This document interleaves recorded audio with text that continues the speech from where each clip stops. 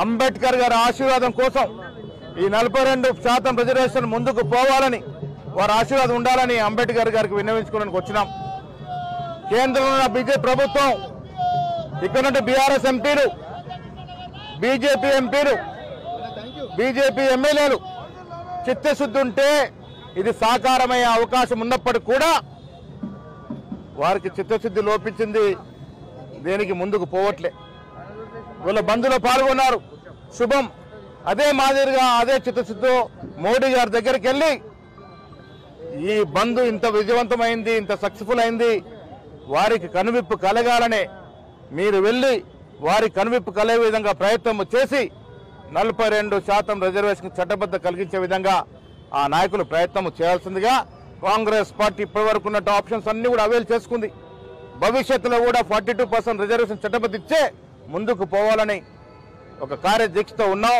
మా ప్రయత్నాలు న్యాయపరంగా రాజకీయపరంగా ఎప్పటికీ ఉంటాయి. 42% రిజర్వేషన్ సాధించుకునే వరకు ఈ పోరాటం నడుస్తుంది. తెలంగాణ ప్రజలు తెలుసుకోవాల్సింది చట్టాలు ఎక్కడ పెండింగ్ లో ఉన్నాయి. తెలంగాణ అసెంబ్లీ చట్టాలు చేసి గవర్నర్కి పంపితే, గవర్నర్ కేంద్రానికి పంపితే చట్టాలు కేంద్రంతో పెండింగ్ ఉన్నాయి. ఇప్పుడు యాక్ట్ చేయాల్సింది, దానికి చట్ట రూపకల్పన ఇవ్వాల్సింది కేంద్ర ప్రభుత్వం.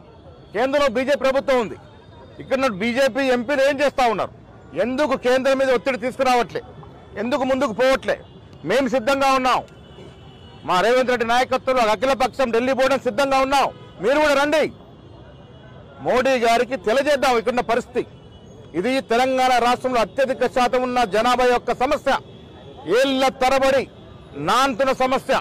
దీనికి ఇప్పుడు పరిష్కారం రావాల్సిన సమయం ఆసన్నమైంది. కాబట్టి అందరం కలిసి పార్టీలకు అతీతంగా దీన్ని విజయం సాధించుకునే విధంగా ప్రయత్నం చేస్తామనే మాట మిగతా పార్టీలకు కూడా ఇతో పలుకుతా ఉన్నాను.